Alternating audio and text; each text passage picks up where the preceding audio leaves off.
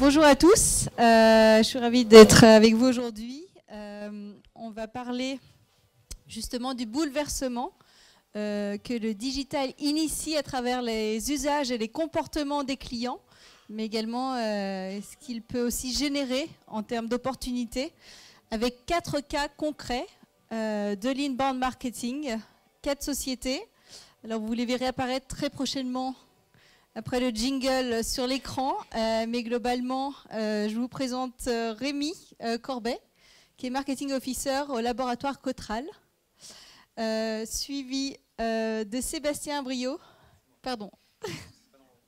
suivi de Manuel, qui est donc directeur marketing et communication de Blue Kango, qui est une société, en fait, un logiciel qualité, hygiène, santé, en fait, de référence pour justement piloter votre processus qualité, gestion de risque et bien-être au travail. Et puis on a Maxime qui est vice-président marketing de iAdvice.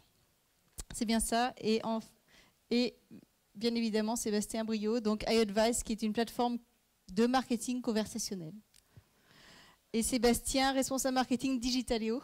Digitaléo, c'est en fait une plateforme, en fait plus une offre aux enseignes de solutions d'acquisition, de communication en fait, et de fidélisation client pour générer finalement du trafic en magasin. Très bien. Ils sont tous là. On est sauvés. Alors on va commencer un petit peu ce débat. Tout d'abord par vous demander qu'est-ce qui vous a amené finalement à mettre en place une stratégie d'inbound. Et on peut faire un petit topo de chacun d'entre vous pour mettre un petit peu en place la scène, et puis après on aura des questions spécifiques sur votre expérience personnelle. Peut-être tu veux commencer, Rémi? Donc bonjour à tous. Pour le laboratoire Cotral, l'aventure inbound, ça a commencé il y a environ 5 ans, où en fait le déroulé, en fait, je suis entré en stage dans cette entreprise-là, et mon sujet de stage, c'était de trouver une solution qui nous permettrait d'automatiser nos campagnes marketing. Donc c'était pour nous déjà à l'époque, entre marketing automation et inbound marketing, on voyait pas. Pour nous, c'était la même chose. Et du coup, c'est parti de là. Et donc les recherches aidant, on a vu qu'il y avait toute une méthodologie derrière, et notamment la notion vraiment de permission, vraiment de travailler ses contenus et d'avoir des contenus de qualité pour pouvoir répondre à des besoins exprimés par nos prospects. Et on a évolué au fur et à mesure, on a fait quelques erreurs, et après on s'est mis en marche, et maintenant ça fait donc plus de 5 ans qu'on a ça en place, et on a vraiment des résultats concrets qui font que on poursuit ce développement-là maintenant sur des pays où on est présent, parce qu'on est présent en France, en Allemagne, en Finlande, en Belgique, en Australie. Et donc là, on lance ce développement-là sur les pays étrangers pour le début de l'inbound, et on est en fidélisation du côté de la France. Donc on a un petit peu tout qui se lance en même temps. Et vous avez mis en place cette stratégie quelle année, pardon? Récemment. Au tout début, on a commencé en 2013, et vraiment la stratégie inbound telle qu'elle est comprise, vraiment, c'est 2015. Très bien. Alors, bonjour à tous. Alors, on a commencé un petit peu plus tôt, on a commencé vers 2008. Alors, à cette époque-là, on ne parlait pas encore d'inbound marketing, mais le but, c'était vraiment d'aller apporter de la valeur ajoutée à nos prospects. On avait remarqué, en fait, nous, chez Blue Kango, qu'en leur apportant des contenus, qu'ils étaient vraiment en recherche d'informations, et en leur apportant ces contenus-là, ça pouvait générer des conversations, donc rentrer en contact avec ces prospects-là. Donc on a commencé par ça, par des livres blancs. Après on a mis en place le blog, on a mis en place tout un tas d'outils pour générer des contacts. Et on est vraiment rentré dans une logique d'inbound marketing à partir de 2012-2013. Où après on a constitué tout un savoir-faire, et on a voulu le mettre en avant sur le web, et on a essayé de faire un focus notamment sur une des pratiques de l'inbound marketing qui s'appelle le webinar, donc les webconférences, où on peut faire parler des speakers intéressants et faire venir des personnes sur des thématiques bien précises. Et donc ça a plutôt bien marché, et donc on est vraiment dans ces logiques-là, d'apporter du contenu de qualité pour après derrière ça récupérer des contacts et puis rentrer en conversation avec eux. Donc ça se fait comme ça, et puis depuis un peu plus d'1 an, on utilise maintenant HubSpot, parce qu'avant on avait tout un tas d'outils, et aujourd'hui on a vraiment décidé stratégiquement d'avoir un outil qui va vraiment centraliser l'ensemble des process d'inbound marketing, Et HubSpot nous a paru un des meilleurs outils en tout cas pour faire ça. Bonjour, donc moi c'est Maxime, je m'occupe du marketing chez iAdvise. On est 200 aujourd'hui chez iAdvise et l'équipe marketing c'est 15 personnes. Mais quand on a monté iAdvise, il n'y avait pas 15 personnes pour faire du marketing. Et on ne faisait pas d'inbound marketing, mais je pense que comme beaucoup, en fait, on en faisait sans vraiment savoir que c'était ça. C'est-à-dire que notre but était de faire du marketing pour générer des contacts entrants. Donc à partir du moment où on fait ça, on fait de l'inbound.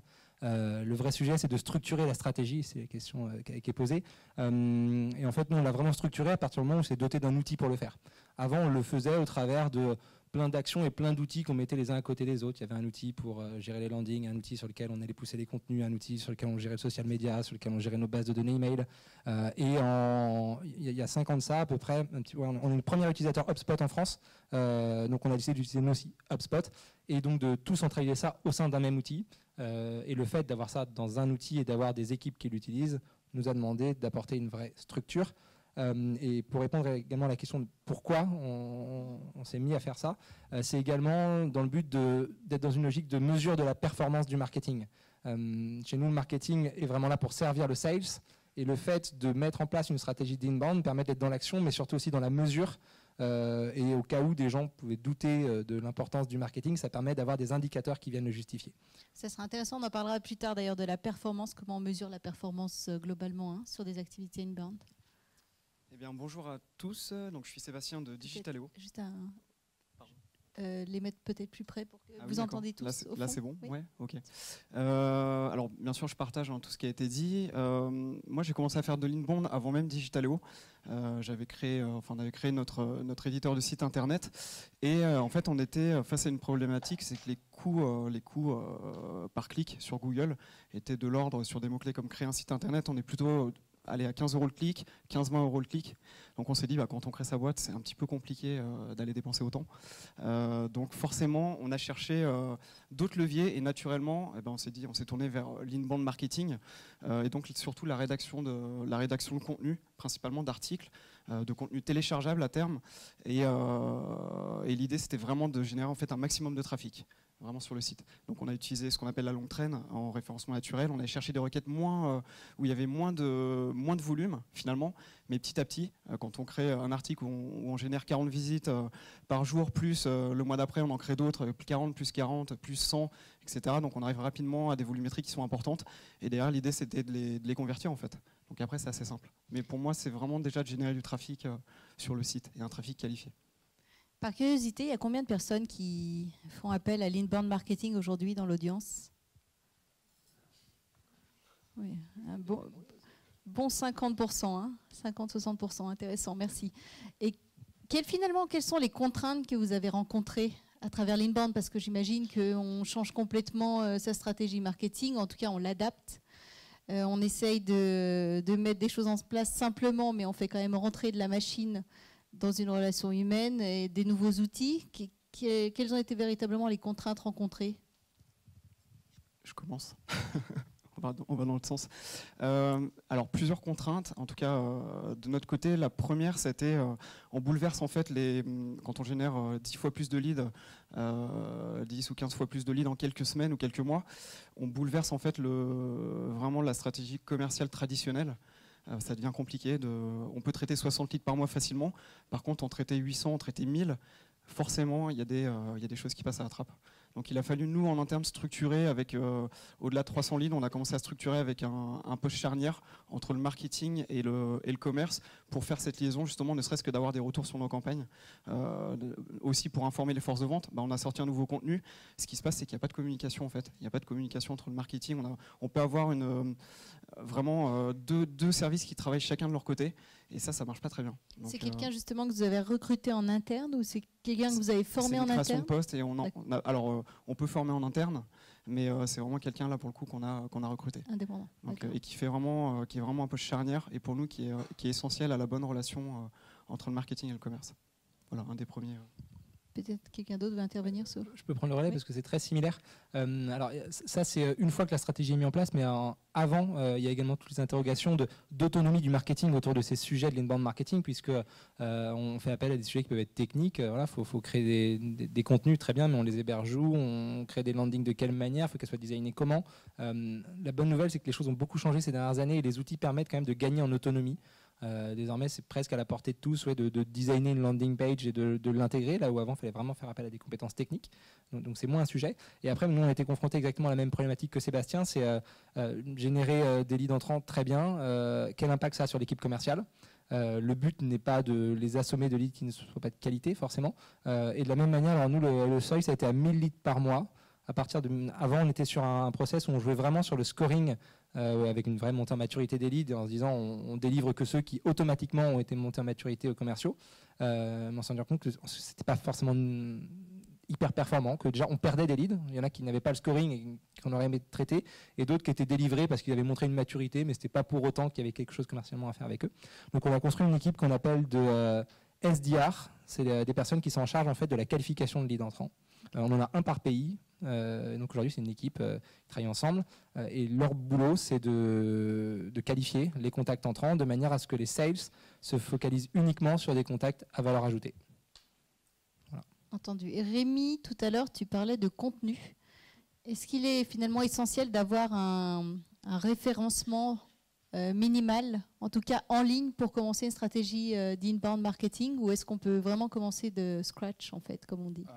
Non, je pense que oui, avoir vraiment une politique de référencement, c'est la clé. Et c'est avant tout, il faut connaître son audience, et surtout, il faut connaître comment est-ce que son audience nous caractérise et nous définit.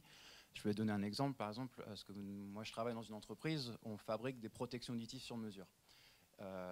Pour les métiers de l'industrie, etc. Et nos commerciaux sur le terrain, ce sont des techniciens de prévention. C'est comme ça qu'on s'appelle en interne. Sauf que quand on a interrogé nos clients, les protections auditives sur mesure, pour eux, c'est des bouchons moulés. Et les techniciens de prévention, c'est le monsieur des oreilles pour eux. Donc, si vous optimisez vos contenus, etc., sur des termes, sur nos propres termes, on constatait que le trafic entrant n'était pas forcément satisfaisant. Par contre, à partir du moment où on a commencé à vraiment optimiser sur les informations que nous donnaient nos personas, là, on a pu vraiment constater une augmentation du trafic entrant parce que on parlait leur langage. Quelquefois, c'est aussi simple que ça. C'est parler le langage de ces prospects pour être compris et puis pour après rentrer dans la boucle et pour devenir intéressant à leurs yeux. Moi, je compléterais tout à fait ça, parce qu'en fait, nous, on n'a pas de commerciaux, mais en fait, on a une équipe aussi d'SDR, SDR. Ces personnes-là qui font la préqualification, et vraiment, c'est une étape vraiment très, très importante, je trouve, dans l'e-mail marketing. Et ces personnes-là, nous, ce sont vraiment des ingénieurs QHSE. Donc, on n'a pas pris des gens issus du marketing ou d'école de commerce, on a pris des ingénieurs QHSE qu'on a formés, par contre, au marketing. Donc, c'est une approche un peu différente, mais ce qui permet... Après, derrière ça, voilà, quand ils rentrent en contact avec les prospects, leur objectif, eux, c'est de rentrer en conversation, de faire de la préqualification, d'identifier les besoins. Et quand on discute en fait, d'un métier à métier, de professionnel à professionnel, c'est tout de suite beaucoup plus simple. Donc, par contre, le marketing, vraiment, on va les aider complètement à rentrer dans cette logique-là, sans qu'ils aient à penser comment qu'est-ce que je dois faire, quel message je dois produire, etc. Nous, on va essayer de construire toute la bulle autour. Et le marketing est là aussi pour les aider. Donc, on est vraiment sur ces logiques-là. Ouais. Quand même, pour éviter de faire peur, là, on a affaire à des sociétés qui sont assez structurées autour de ça. Nous, on a tenu à peu près 3 ans où il y avait 2-3 personnes au marketing qui généraient des leads et pas d'équipe de qualif. On peut débuter, pas from scratch, justement, parce qu'il y a besoin d'avoir une matière première. On peut pas se lancer sur une stratégie inbound sans contenu, sans travail des personas, sans toutes ces choses-là. Mais d'un point de vue staffing, il ne faut pas 20 personnes au début. Sébastien, tu veux conclure sur ce point ou... Non, mais en fait, tout a été dit. Bon, c'est bien. En tout cas, ça peut être effectivement aussi. Enfin, il y a un point qui est assez important, c'est que en fait, il faut que vous ayez aussi les ressources en interne, voire les budgets en externe pour créer ces contenus. Ça prend du temps. Un bon contenu, c'est un contenu d'expert. Voilà, on peut tous faire du contenu pour le SEO, mais un bon contenu, c'est vraiment un contenu d'expert. Pour moi, c'est en tout cas la stratégie d'inbound marketing, c'est comme la vente. Si vous placez très rapidement votre produit, vous ne vendrez pas, ça ne marchera pas. Si vous apportez du conseil et de l'expertise, finalement, la personne, elle vous choisira naturellement. C'est ce qu'elle attend. Et donc, rédiger en tout cas des bons contenus, ça prend du temps. Et ça peut être aussi en interne parfois problématique.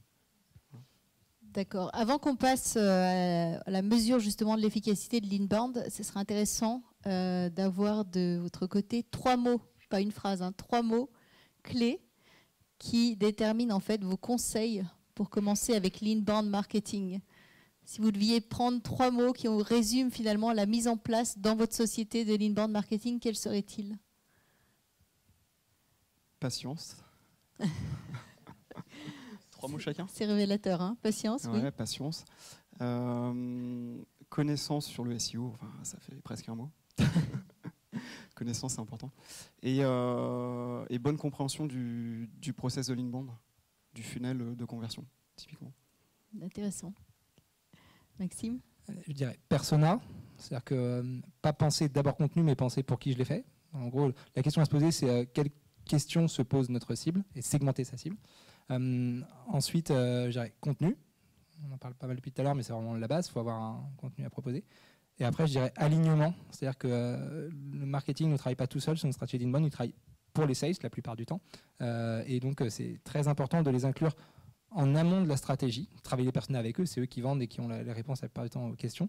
Mais également, après la mise en place de la stratégie, pour savoir si ce qu'on leur apporte, est-ce qu'il est de bonne qualité, est-ce que ça peut être optimisé.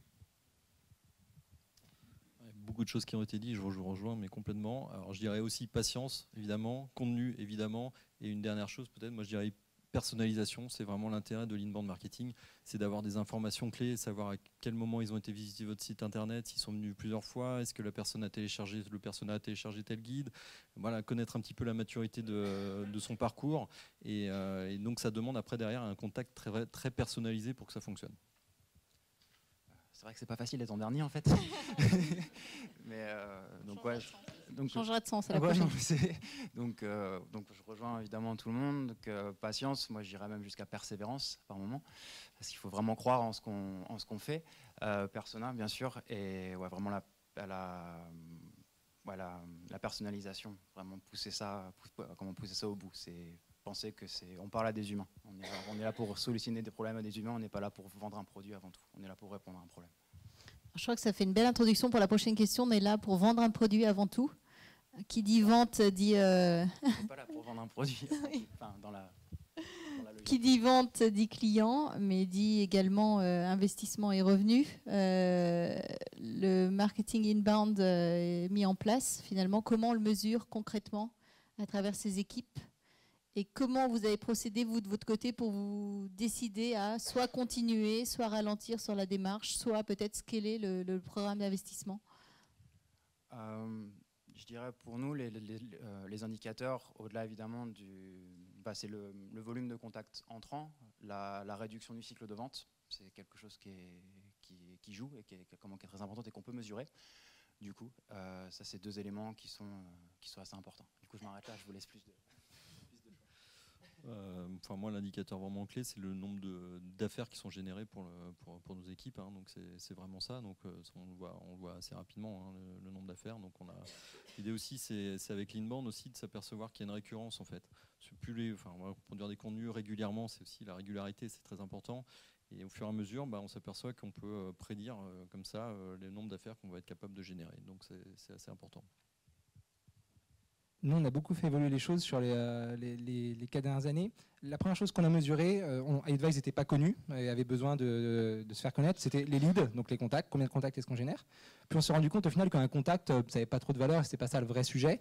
Le vrai sujet, c'était de générer un rendez-vous. Donc on a basculé sur un pilotage, ce qu'on appelle au SQL, Sales Qualified Lead. C'était donc quel contact est devenu un rendez-vous commercial ayant pour origine une action marketing. On a fonctionné à peu près 2 ans comme ça et on se disait c'est super, c'est l'indicateur qu'il nous faut. On arrivait à le piloter en volume et en valeur, c'est-à-dire combien il y en a et puis quelle valeur est associée. Donc on était vraiment sur un pilotage assez fin. Et puis en fait on a été confronté à un problème, c'est qu'on est devenu assez mature sur certains pays cibles comme la France, comme l'Espagne par exemple, où je ne dis pas qu'on avait tous nos prospects en base et qu'on les avait tous rencontrés, mais pas loin. Et notre problématique en tant que marketeur, c'était plus seulement de générer des nouveaux rendez-vous, vu que ça avait déjà été fait, mais de savoir comment est-ce qu'on pouvait, ces rendez-vous qui n'étaient pas transformés en clients, aller travailler sur cette conversion-là. Et donc, on est revenu sur un indicateur davantage d'influence. Donc, c'est presque un pas en arrière, mais c'est une prise de hauteur plutôt autour de ce qu'on appelle le MQL, le Marketing Qualified Lead. Et donc, notre mission, nous, c'est vraiment de mesurer l'influence qu'on a grâce aux actions marketing, grâce au scoring, sur un compte qui va être gagné. Voilà. Je pourrais revenir un peu plus en détail à la fin s'il y a des questions précises là-dessus, mais c'est un vrai travail qu'on a fait en tout cas. Sébastien. Et pour conclure, on analyse bien sûr les mêmes indicateurs, donc MQL, alors lead, MQL, SQL à faire signer. Mais nous, un petit peu comme Maxime, c'est-à-dire qu'au début, on avait une démarche vraiment de génération lead, donc on regardait le nombre de leads générés. Mais finalement, c'est bien pour accélérer dès le début, mais c'est pas ce qui fonctionne le mieux. Et aujourd'hui, on regarde principalement le nombre d'affaires que le SDR ou que l'Inside Sales transmet à la vente. Juste un complément là-dessus, ça fait peut-être écho avec une des futures questions, mais en faisant ça, ça lève une vraie question quand on commence à se placer comme générateur d'affaires, c'est la concurrence vis-à-vis des sales. Et nous, c'est vraiment le problème qui s'est posé, c'est on dit on va bosser pour eux, et en même temps, on est concurrent, et en tant que marketeur, on n'est pas content quand ils prennent un rendez-vous tout seul, parce qu'on se dit mince, il m'a piqué une opportunité. Et donc nous, c'est vraiment ça ce qui nous a amené à nous dire c'est bête, parce qu'en gros, on avait 3 postes dans l'entreprise, il y avait les inbound marketeurs, ce qu'on nous appelle les BDR, c'est les gens qui font de la prospection par téléphone, et puis il y a le commercial qui lui va faire sa prospection un peu différemment. Et on s'est rendu compte qu'on était tous concurrents. Et comment vous le gérez ça en interne? Il y a un système d'incentive, il y a un système de ratio, de points? Alors voilà, non mais exactement, et ça posait la question parce que chacun est incentivé sur le rendez-vous, et puis on se rendait compte que des gens pouvaient être incentivés sur les mêmes comptes, et il y avait... ça n'est pas arrivé, mais ça aurait pu des gens vraiment qui disaient mais ce compte-là, c'est grâce à moi qu'on l'a signé. Ouais, mais c'est moi qui ai généré le premier rendez-vous. Oui, mais c'est moi qui ai généré le dernier. Lequel est le plus important? Est-ce que c'est le premier? Est-ce que c'est le dernier? C'est ces questions-là qui nous ont amené justement. C'est un peu comme le marketing digital avec le first click et last click. C'est exactement ça. Un petit peu le même. Donc certaines entreprises prennent des décisions et disent la loi c'est comme ça chez nous. Il y a des entreprises qui disent le plus important c'est le premier rendez-vous. Et ce qu'on va piloter c'est qui génère le premier rendez-vous. Il y a d'autres entreprises qui disent le plus important c'est le dernier rendez-vous. Et il y en a d'autres qui sont outillés, qui arrivent à mesurer la performance de l'ensemble de ces actions-là pour déterminer pas de qui vient le deal, mais quelle est la contribution de chacun. Et là, du coup, ça fait travailler les gens ensemble et pas les uns avec les autres. Alors, c'est intéressant parce qu'il y a la relation entre le marketing et la vente, mais il y a également la relation entre le marketing et la technique. Et on en parlait un petit peu juste avant le lunch, justement, avec Maxime, de ce mythe, en fait, de la technicité, où on se dit que pour mettre en place des outils au marketing, on a toujours besoin d'un bon CTO ou en tout cas d'un développeur. Ce serait intéressant d'avoir votre avis par rapport à ça. Est-ce que le marketing automation, finalement, c'est assez simple à mettre en place? Est-ce qu'un marketeur peut très bien se débrouiller avec ses outils? Qu'est-ce qui est requis? Alors, bonne question. Quand on est, en tout cas moi je parle personnellement, quand on est à son compte et que j'ai développé un petit peu, c'est assez simple. C'est assez simple, on touche un petit peu au code, on peut déployer des choses assez rapidement, des tags de conversion, ce genre de choses. Quand on arrive dans une structure où il y a un CTO, où il y a des équipes de dev très structurées, ça m'a surpris. C'est plus complexe. C'est plus compliqué. Ils sont focalisés, chez nous en tout cas, le produit est focalisé vraiment sur une roadmap, pour le coup une roadmap produit. Et là, on va venir les déranger. On va les déranger. Tiens, est-ce que tu peux me donner accès au FTP ou est-ce que tu peux juste m'intégrer ce tag de conversion ou ce script? J'en ai besoin pour différentes raisons. Et bien là, ça prend une semaine, 2 semaines. Fais un ticket, ça peut être compliqué. Je vois des sourires, j'ai l'impression qu'il y a du vécu dans la salle, là, non? Il y a du vécu, je pense. Par contre, ce qui change la donne, en tout cas chez nous, ça a été l'éducation en interne. C'est-à-dire, on peut prendre les PO à part, on peut prendre le CTO et lui dire voilà pourquoi j'en ai besoin, voilà pourquoi j'ai besoin que tu me mettes ça en place. Ça va nous faire gagner de l'argent, ça va être bénéfique pour tout le monde. Et là, derrière, ça passe. Ça passe. Et dans ce cas-là, on dégage une roadmap. Dans la roadmap, on dégage une ligne, en tout cas, dédiée au marketing. Mais oui, moi, j'ai rencontré ces difficultés en arrivant. Et j'étais pas habitué à ça. Dépendance alors. Hein. Est-ce que c'est le cas pour vous autres ou comment ça se passe concrètement? Nous, je le disais en intro, on est 15 au service marketing et on a une chance énorme, c'est qu'on a un développeur dans cette équipe-là. Mais moi, c'est un choix que j'ai fait. C'est-à-dire qu'une des premières personnes que j'ai recrutées, c'est quelqu'un pour produire des contenus.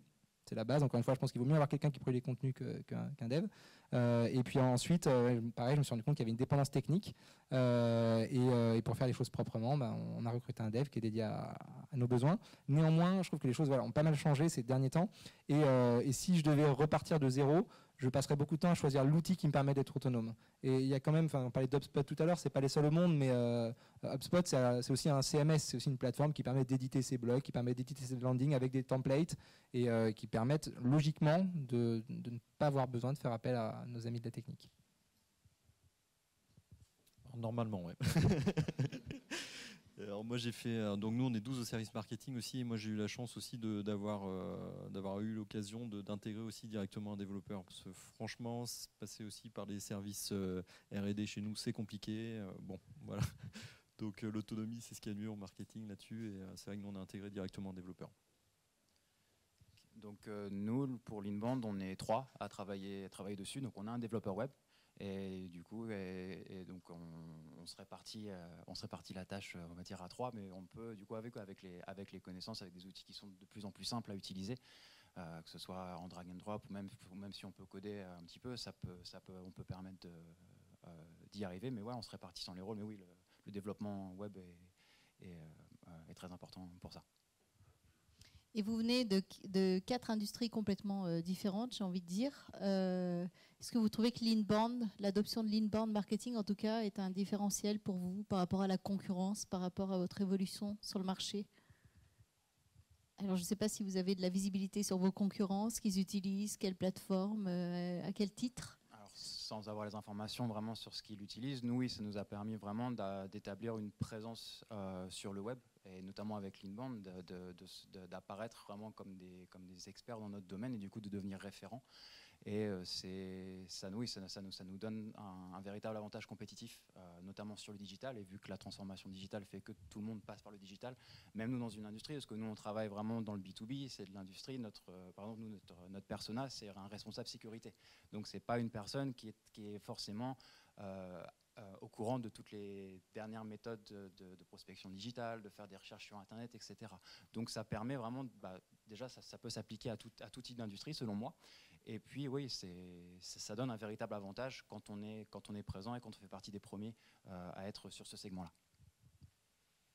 Moi je te rejoins complètement, on a été, moi je pense qu'on a été un des pionniers un petit peu dans ce secteur-là à adopter les techniques d'inbound marketing, donc ça donne un avantage de visibilité, en tout cas certains, ça c'est évident. Après on voit évidemment ce que font un petit peu les concurrents derrière.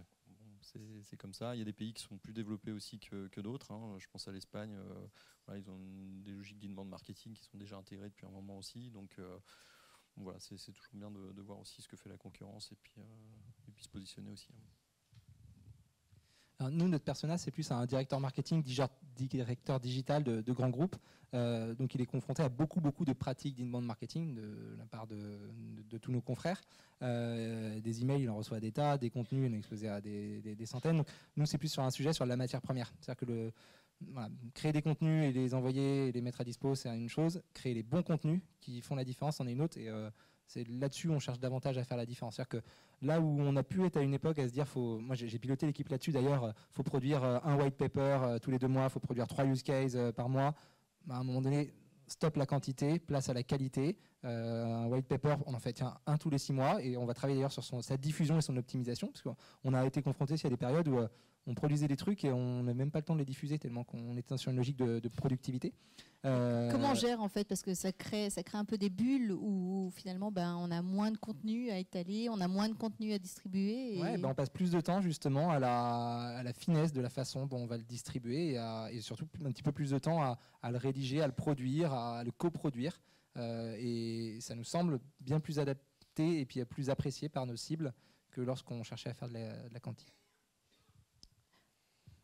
C'est marrant Maxime parce qu'il est un petit peu en avance et nous on revient exactement à ces fondamentaux finalement qui sont au début on va chercher à produire énormément de contenu, 3 contenus téléchargeables par mois, nous c'était 4 articles par semaine et aujourd'hui on est plus dans une stratégie où on va chercher de la qualité aussi. Pourquoi ? Parce que ça a ses limites tout simplement et aussi c'est compliqué d'analyser hein. Quand tu produis 3 contenus par semaine voilà, lequel fonctionne, il y a de la frustration quand on a passé 2 heures à écrire ou 4 heures à écrire un contenu et qu'on a 0 like c'est bête mais ça peut essouffler des équipes aussi et aujourd'hui on est plus dans la qualité. Par rapport à la concurrence, on s'inspire vachement parce que sur notre secteur d'activité ils sont très actifs. Il y a plein de bonnes idées, donc on regarde ce qui se fait, mais on n'est pas pionnier nous dans l'inbound marketing. En tout cas, on essaie de garder par contre un rythme qui reste constant, important, et on voit que parfois des concurrents s'essoufflent aussi un petit peu. Ils doivent rencontrer certainement les mêmes problématiques que nous, mais voilà.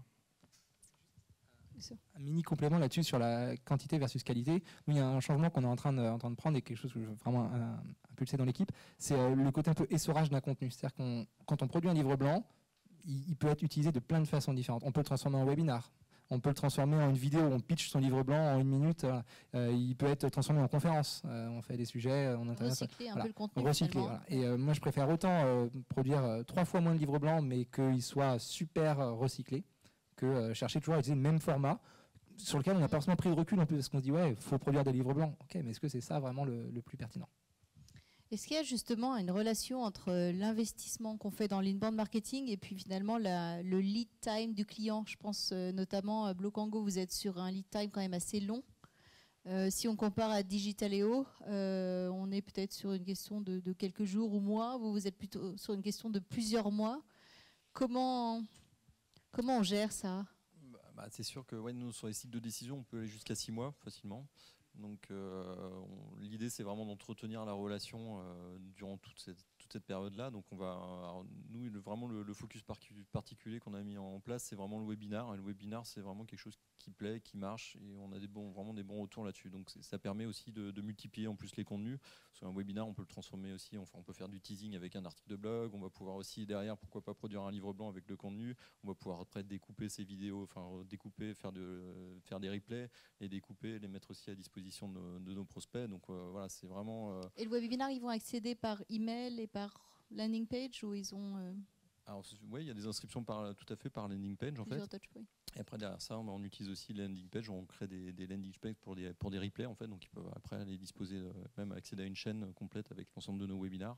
Donc voilà, c'est vraiment le focus particulier. Donc l'idée, c'est vraiment d'alimenter sur des contenus vraiment très précis qui les intéressent sur toute la durée du cycle de prospection.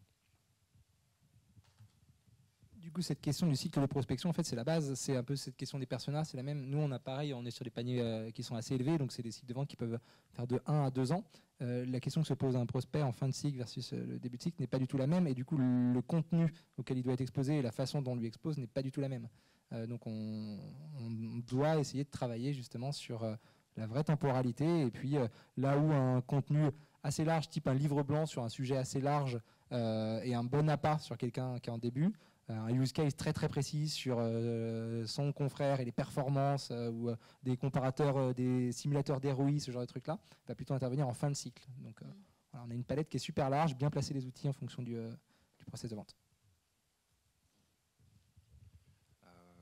Moi, je rejoins aussi un petit peu ça, c'est que nous aussi, on a un cycle de vente qui est ça va de 10 mois à 1 an. Donc c'est aussi pareil, étalonner les contenus en fonction de l'endroit où la personne se trouve, en suivant les principes de l'inbound en fait. Si la personne est vraiment en découverte, en considération ou en décision, on ne va pas mettre les mêmes contenus en face et on ne va pas les mettre au même moment. Donc c'est vraiment en adaptant les sujets, en allant de manière plus précise, après en offrant par exemple dans ce qui nous concerne des comparatifs, et terminer vraiment par des retours clients, etc., qui permet vraiment de mettre tout le contenu en entonnoir et vraiment de pouvoir segmenter en fonction de l'étape, en fonction de où la personne se trouve, de pouvoir vraiment adapter les contenus et les communications et du coup les offres qu'on met en face de chaque étape pour chaque persona. Sébastien, tu voulais compléter ? Nous, on est sur des paniers moyens plus faibles. Donc les temps de signature sont beaucoup plus courts, sauf on a aussi un persona qui est directeur marketing d'enseigne. Là par contre on est entre les 8 et 12 mois sur les temps de signature. Et encore une fois, tout dépend je pense qu'en tout cas tout dépend on va dire de la première conversion finalement. Si c'est un livre blanc, nous parfois on fait rentrer des gens des prospects en tout cas sur une phase de prise de conscience. Donc un prospect qui est vraiment pas chaud. Et à côté de ça, on peut en faire rentrer directement sur des phases qu'on appelle de considération, où là la problématique est identifiée et on va proposer par exemple un essai en ligne gratuit. Donc là on a affaire à des prospects plus chauds. Donc les temps de signature sont plus réduits généralement. Juste pour avoir une idée, pourcentage de l'inbound marketing sur votre budget marketing, c'est combien proportionnellement ? Proportionnellement, moi je suis à 40%. Je fais pas ce qui me coûte cher, entre guillemets. Enfin, ce qui nous coûte cher, c'est la création de contenu. Ça va être surtout cette ressource-là qui est importante. Maxime ? Tes 60%, c'est quoi ? Mais 60%, on est sur des salons.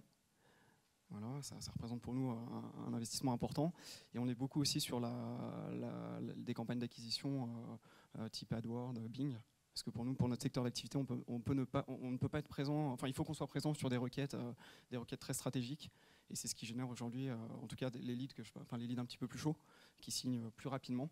Donc AdWords représente et coûte cher. Hein, le coût par clic chez nous est assez élevé. Donc forcément, c'est des budgets qui sont assez importants. Nous, on va plus avoir un raisonnement en fonction des pays, puisqu'on n'a pas les mêmes maturités et stratégies sur les pays. Je disais tout à l'heure, un pays comme la France, où du coup on est assez mature, on va moins chercher à faire de l'inbound que sur des pays où personne ne nous connaît. On a ouvert un bureau à Boston il y a 3 mois. Forcément, on va investir davantage, là où sur la France, on va être plus sur des stratégies de fidélisation.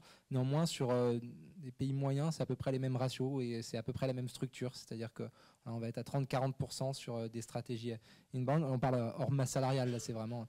et puis après, oui, ça va être l'événementiel et puis plus le côté ads au sens large qu'on tend vraiment à réduire, qui va occuper un peu de budget. Manuel? Je ne vais pas être original, c'est exactement à peu près les mêmes proportions. Après, moi, j'ai pas ces informations-là en termes de budget, etc. Mais nous, je sais qu'on fait pas d'AdWords, par exemple, donc on est uniquement sur le référencement organique. Donc c'est vraiment les coûts de logiciel et puis voilà, c'est tout.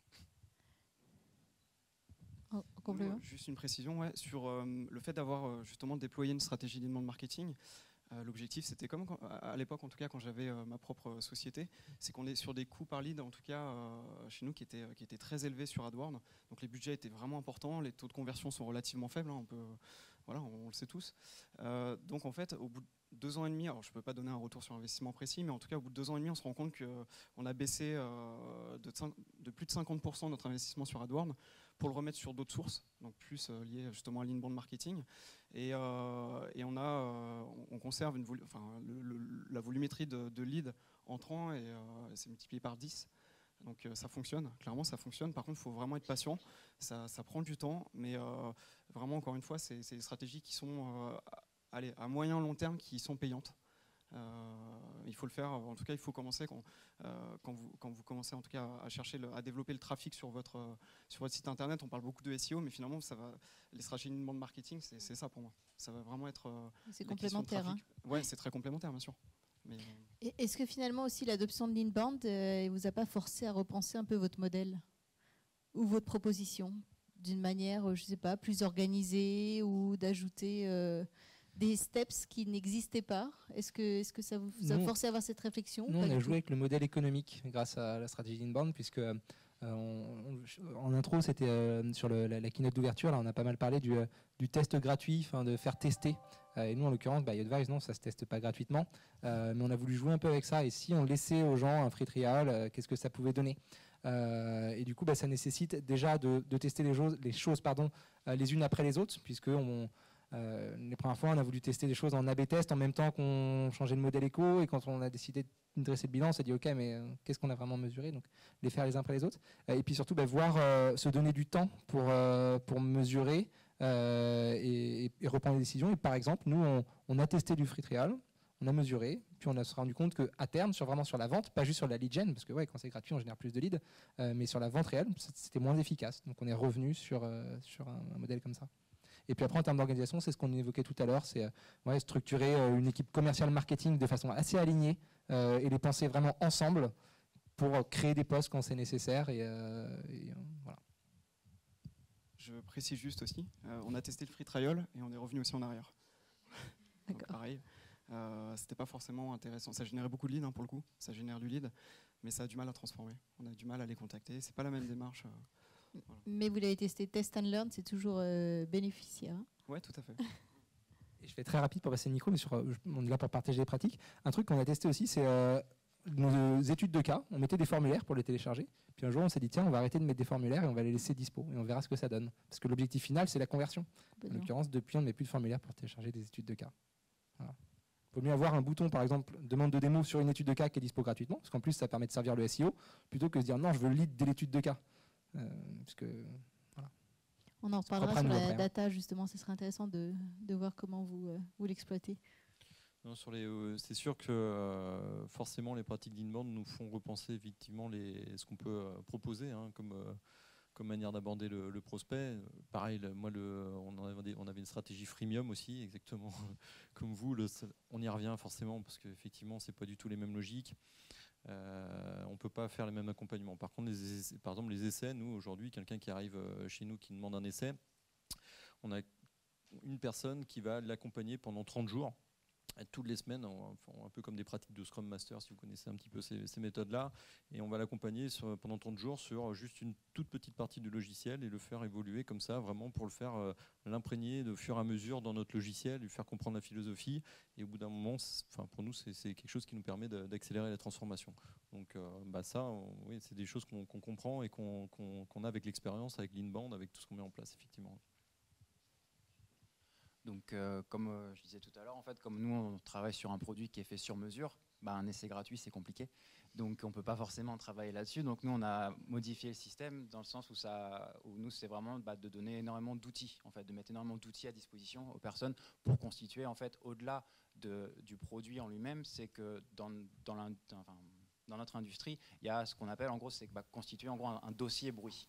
Donc, c'est vraiment, là, par contre, donner tous les outils aux personnes intéressées pour qu'elles puissent constituer leur dossier bruit et après pour les amener vers après le contact commercial. Mais d'un point de vue Inbound, c'est vrai que ça a modifié la manière de fonctionner de l'entreprise, qui est une entreprise qui existe depuis 25 ans, qui est très orientée commerciale, et c'est vrai que de pouvoir avoir ça rajoute en fait en quelque sorte une corde à notre arc et ça nous force aussi à envisager la relation en fait avec un prospect de manière complètement différente. Tu crois que ça crédibilise d'autant plus l'équipe marketing? Oui. Oui. Oui. Oui, parce que ce qu'apporte le marketing, c'est la mesure. Et du coup, on peut prouver d'où vient la personne, par quelle porte est-ce qu'elle est entrée, etc. Et on peut vraiment montrer la valeur ajoutée et dire que c'est pas... Et quelque part, ça enlève la notion de compétition, parce que quelque part, on est tous ensemble pour aider les personnes qu'on essaye de servir, et du coup c'est vraiment essayer d'avancer ensemble, et maintenant c'est marketing main dans la main plus que l'un contre l'autre. Est-ce que finalement ça fédère pas à travers la création de persona par exemple, qui doit être composée et à la fois de l'insight marketing finalement et à la fois de l'insight peut-être du vendeur, du commercial, pour se dire on en parlait précédemment dans le panel pour ceux qui étaient là de plateforme marketing automation, et on disait que la vision justement du client de la part d'un vendeur était peut-être complètement différente, ou en tout cas différente de celle d'un chef d'entreprise, de celle d'un directeur du marketing. Comment vous gérez ça, ces créations de personnes en interne? C'est fait collectivement avec votre plateforme d'Inbound ou c'est fait individuellement? Comment vous gérez ça? Chez nous, oui, c'était en gros de concert avec le commercial, puisque le service commercial, ils sont vraiment sur le terrain, donc c'est vraiment eux qui sont en contact avec les clients, avec les prospects, donc c'est identifier avec eux quelles seraient les personnes les plus intéressantes pour eux et pour le commercial comme pour le marketing. Et puis après c'est entre guillemets le bâton est passé pour après vraiment faire l'étude persona, et après c'est vraiment que des allers-retours entre le commercial et le marketing pour que ce soit au niveau des contenus, parce que encore une fois ils sont sur le terrain, donc c'est eux qui sont à l'écoute des problématiques des personnes, et c'est vraiment donc ils nous proposent des idées de contenu. Le calendrier éditorial par exemple est fait en commun avec le service commercial pour que tout le monde soit entre guillemets sur la même longueur d'onde, que tout le monde sache quand on parle, nous par exemple notre persona on l'appelle Jérôme HQE, c'est hygiène, qualité, environnement, et quand on parle de Jérôme, maintenant tout le monde sait de quoi on parle, qui est cette personne et quels sont ses besoins. Alors nous, nos personas, on les crée de par des personnes qu'on intègre chez nous dans l'entreprise déjà, parce que ce sont des potentiels, à la base des potentiels clients, parce que on intègre des ingénieurs QHSE. Donc déjà, on connaît, ils ont une expérience terrain, ils connaissent déjà les problématiques. On écoute aussi nos clients, évidemment. On a un réseau social privé pour nos utilisateurs, donc on a 4000 administrateurs qui sont là-dedans. On regarde ce qui se passe, on écoute. On essaye de remonter un maximum d'informations. On a aussi l'assistance qui va nous permettre de relier des remontées d'informations terrain et de savoir mieux comprendre les besoins. Et c'est comme ça qu'on construit avec l'équipe marketing nos personas. Nous, on va travailler sur des formats workshop. On en fait à minima un par an. Ça peut paraître peu, mais en fait, il faut le temps après d'appliquer la stratégie qu'on a dit en workshop. Donc, on n'aurait pas le temps si on en faisait plus. Et à chaque fois, on réunit plusieurs sales avec des sales. Quand je dis plusieurs, c'est sur leur niveau de maturité, des gens qui sont là depuis très longtemps, des gens qui viennent d'arriver, et des gens qui travaillent certains types de comptes, avec plusieurs personnes de l'équipe marketing. Et on définit un certain nombre de personas. Assez pareil. Au début, on a voulu commencer en fait avec beaucoup de personas et puis avec beaucoup de scénarios, beaucoup de workflows. Puis on s'est rendu compte qu'on avait créé une usine et rapidement, on a réduit. Donc voilà. Et par contre, sur la dimension après, comme je t'entendais parler de, on a des workshops pour leur dire quels sont les contenus qui sont sortis, enfin les tiens informer. Nous là-dessus, je pense qu'on a beaucoup à apprendre encore. Nous, sur les personas, en fait, on fait des workshops aussi. On a refondu nos personas principaux en fin d'année. Donc, dans notre workshop, dans les workshops, il y avait le CTO. On l'a intégré pour expliquer aussi pourquoi est-ce qu'on change de cible. Bien sûr, des commerciaux, évidemment, des commerciaux, du marketing et du service client. On intègre en tout cas une ou deux personnes de chaque. Alors les commerciaux un petit peu plus du coup, parce que c'est quand même eux qui vendent le produit final. Et ensuite on part d'hypothèses. On a tous. Déjà ça se challenge sur les équipes. On n'est pas forcément d'accord.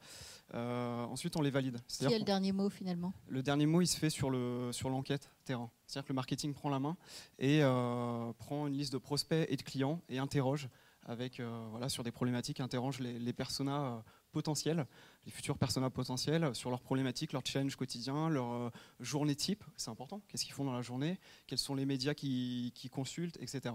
Donc en fait, nous on part sur des hypothèses qu'on va valider derrière avec des études qualitatives. Si vous aviez, alors on parle de secret sauce ou de recettes miracles, à garder 2 éléments de votre stratégie inbound, on parle des outils. Alors, par exemple, Manuel, tu parlais tout à l'heure de webinars qui marchent très bien pour vous. Ouais. Si vous choisissez chacun 2 éléments, lesquels seraient-ils? Ce serait intéressant par industrie de voir ce qui marche finalement et ce qui ne marche pas. Le webinar, donc j'en ai parlé déjà. Et après, je pense aussi c'est la capacité aussi à aller de l'avant, savoir aussi quand les équipes doivent prendre leur téléphone aussi, il faut qu'on ait vraiment des insights forts. Et ça, c'est important à un moment donné de fournir ces insights-là et de saisir le bon moment. De pas surtout pas laisser traîner ou même arriver avant, parce que là, ça peut être catastrophique. Donc c'est vraiment arriver avec les bonnes informations au bon moment. Rémi ? Pour nous, c'est énormément les messages de sensibilisation, que ce soit par exemple des affiches qu'on donne, qu'on met en accès, et tous les contenus vraiment d'éducation et aussi la partie autour de la législation, parce que c'est quand même assez complexe et du coup ça nous permet vraiment de faciliter la tâche des personnes. Donc c'est vraiment apporter ces outils, c'est vraiment ces deux types d'offres qui fonctionnent très bien. Donc ça vous positionne un peu comme une autorité finalement. Exactement. Okay. Oui. Je vais partager 2 leviers qui marchent bien. Le premier, alors iAdvise, on est une plateforme de conversational marketing et forcément on utilise notre propre plateforme pour générer des leads et ça marche véritablement bien. Nouvelle. Non, mais pour vous donner un chiffre, 20% des visiteurs avec lesquels on dialogue sont convertis en leads. Quand on connaît les taux de conversion de leads classiques, voilà. Donc assister ces visiteurs par chat, parce que quand on pense inbound, on pense souvent à acquisition, comment on fait venir du monde, mais après comment on transforme on-site. Il y a vraiment des outils qui permettent de performer. Et chat, typiquement, c'est chat humain ou c'est un bot? 100% humain. Ok. Pourquoi pas tester les bots, mais et le deuxième levier, en fait, c'est sur les contenus à produire. Nous, au tout début de notre stratégie inbound, on a vraiment cherché à produire des contenus de qualité et pour ça, on a dépensé des budgets qui étaient aux alentours de 5 000 € à peu près pour le faire avec des vrais instituts d'études. Pour avoir pas juste des contenus qui sont produits par iAdvise, qui est tout sauf objectif. On n'a pas non plus fait avec des Ipsos ou des choses comme ça, mais trouver un cabinet qui apporte légitimité, qui apporte une vraie méthodologie sur le panel et qui permet de mettre un petit logo sur cette étude-là. Il y a certaines prestataires en plus qui proposent la prestation de relations presse associée à ça. Ce qui fait que voilà, déjà c'est une première, c'est un billet, c'est 5 000 €, c'est peut-être entre 5 et 10 000 en fonction du panel qu'on veut adresser. Et nous, au début, ça a très bien marché. 2 outils. Le premier, tout ce qui est contenu marketing, donc livre blanc, webinar, on peut en imaginer beaucoup. Et pour moi, le deuxième qui est important, c'est la communication, clairement. Donc avec les forces de vente.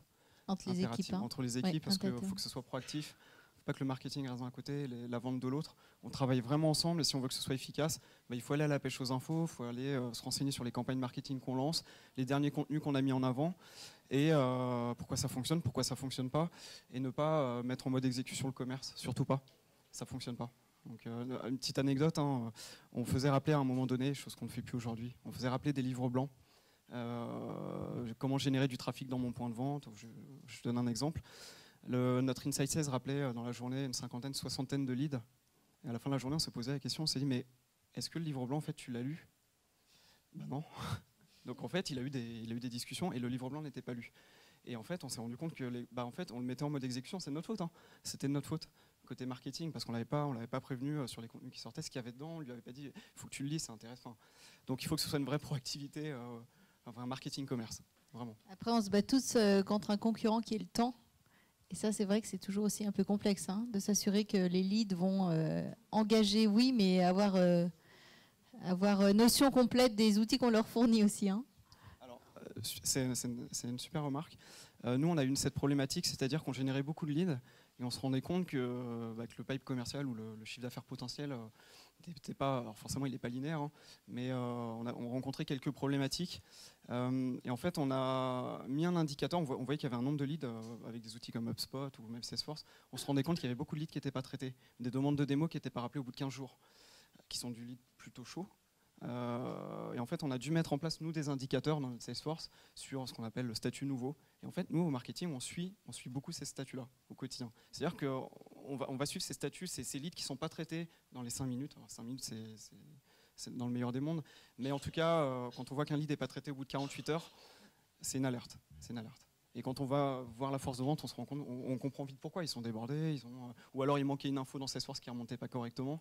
Et ça nous a posé quelques soucis. Donc c'est des indicateurs, ça fait partie des indicateurs qu'on traque au quotidien en tout cas. Pour rebondir rapidement là-dessus, en fait, nous on a mis en place cette année un système de SLA d'engagement entre marketing et sales pour répondre à deux problématiques. D'un côté, le marketing est engagé vis-à-vis des, alors c'est pas des sales, c'est des SDR, les gens qui prennent les rendez-vous, à ce que la qualité des leads adressés soit supérieur à un certain pourcentage.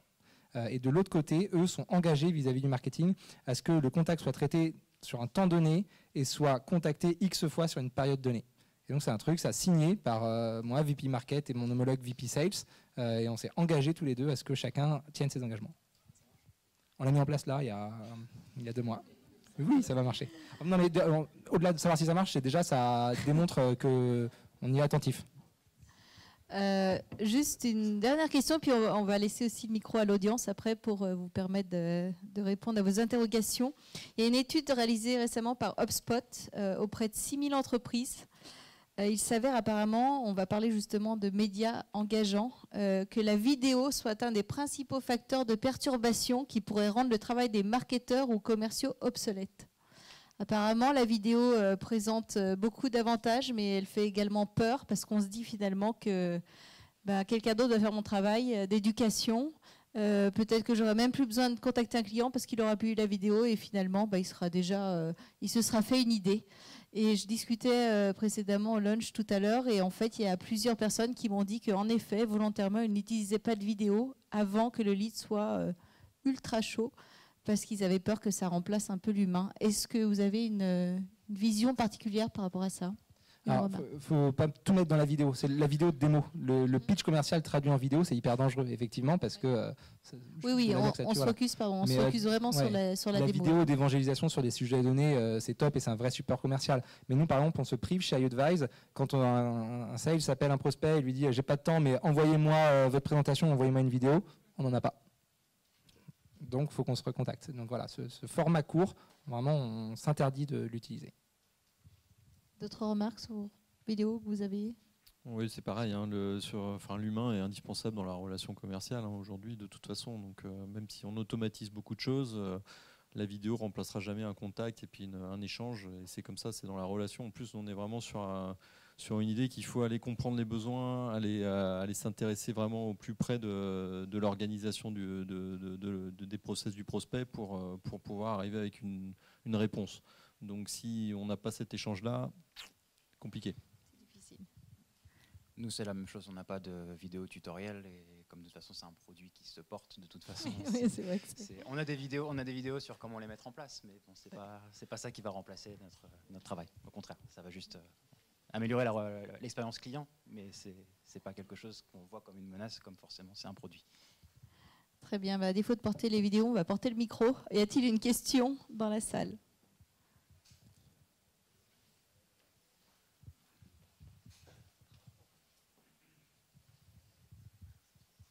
Bonjour.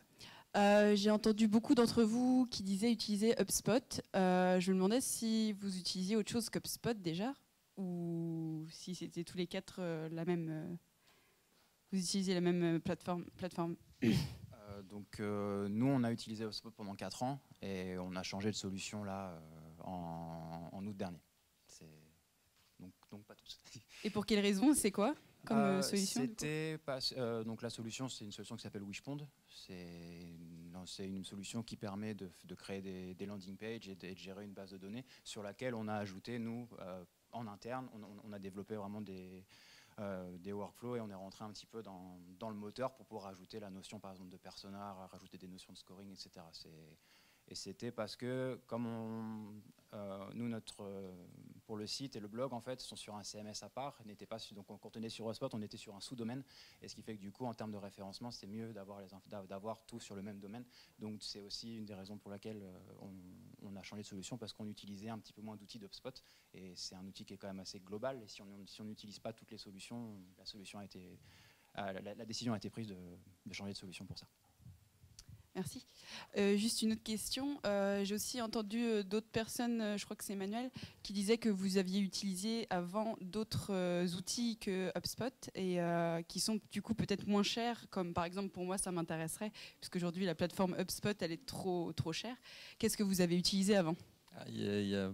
Déjà avant, nous on développait en interne aussi avec mon développeur, on avait des formulaires, donc on développait aussi les landing pages, on avait des CMS type Joomla, etc. Donc on utilisait pas mal de choses comme ça. Après, j'ai regardé moi pas mal de choses. Il y avait Pledzi, il y avait Mautic, donc c'est une solution de plateforme open source. Enfin, il y avait pas mal de solutions. Moi, ma contrainte, c'était vraiment d'aller à l'international. C'était une des plus grosses contraintes, et d'avoir des formulaires, par exemple, qui s'adaptent dans différentes langues, d'avoir des contraintes de caractères, de pouvoir générer des landing pages complètement avec avec des domaines en .es, dans toutes les langues. Et donc concrètement, j'avais pas vraiment le choix que passer par HubSpot, parce que les autres solutions m'apportaient pas tous ces potentiels-là. Et il y avait une question aussi, par exemple, de réglementation. Sur le Canada, on en parlait juste avant. Il y a une histoire de double opt-in pour avoir le consentement des personnes. Donc HubSpot est quand même assez bien fait pour tout un tas de raisons, et notamment pour ça. Donc investir finalement de l'argent là-dessus, entre développer par soi-même ou trouver d'autres solutions qui ne correspondent pas forcément, on a préféré faire le choix d'HubSpot de toute façon par rapport à ça. Et juste quand même penser long terme, parce que c'est quand même une piqûre, quoi, HubSpot. C'est-à-dire que l'outil qu'on va utiliser, on y a toute sa base de données associée à toutes les données qu'il y a sur ces contacts-là. En changer, moi si demain il fallait que je change, c'est toi, tu t'estimes à combien de temps d'heures de travail le fait d'avoir switché ? À peu près 150 heures de travail. Migrer les bases, migrer toutes les landing pages, recréer les éléments, etc. Ça prend du temps. Je vais juste préciser quelque chose. Après, tout dépend aussi de ton objectif. Clairement, si tu veux juste faire un petit peu de workflow, du qualifier quelques leads, tu n'as pas besoin de partir sur des solutions aussi complètes qu'HubSpot. Il y a d'autres solutions qui sont plus accessibles, des Pledzi. Je les connais pas toutes, mais il y a des. Pledzi, d'ailleurs, le CEO de Pledzi est là, Charles Dolisi. Il est présent, il parlait au panel précédent. Mais c'est vrai que HubSpot, c'est un gouffre. Donc nous, on n'a pas 150 heures, il nous reste absolument 0 minute. Donc on va clôturer. Merci à tous pour votre attention.